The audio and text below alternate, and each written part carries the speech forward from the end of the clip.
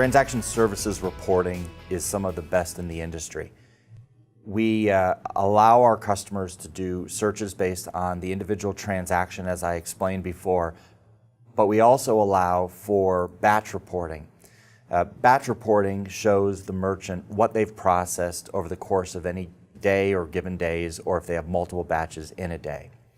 So if I search across our test system for various batches, you'll see we have many different batches.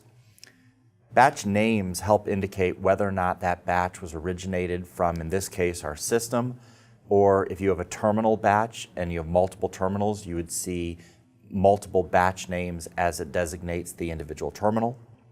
The batch type, in this case, we're doing all credit card transactions. The status of the batch, whether or not the batch is currently open, closed, or settled.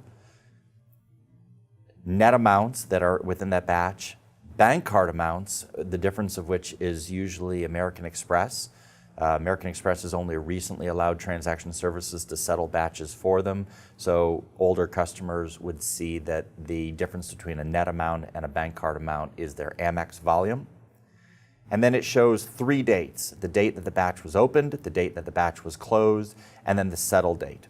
And you'll notice if you hover over those dates, there's a small screen that's displayed that shows the exact time to the second that that batch was opened, the time to the second that that batch was closed, and then the time to the second that that batch was settled.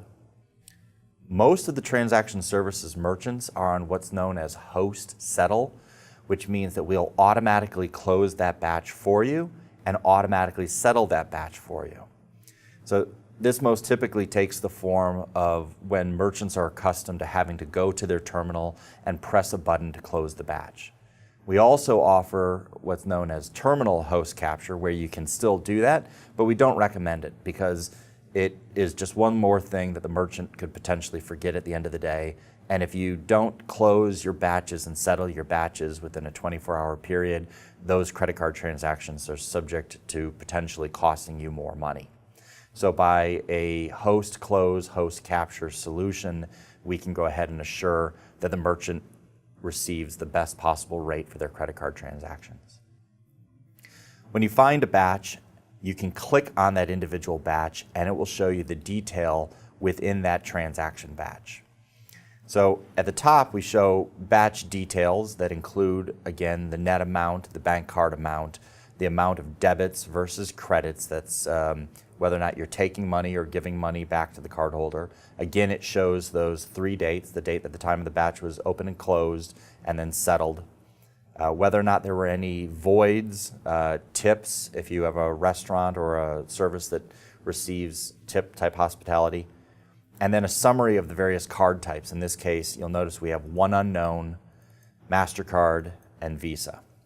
So a lot of times we get the question, what happened with the unknown? And most typically what happens there is a card was entered in error, and as a result, we don't know what type of card it was. In fact, the unknown card types here were all declined because they were of a card number that we can't identify, potentially miskeyed.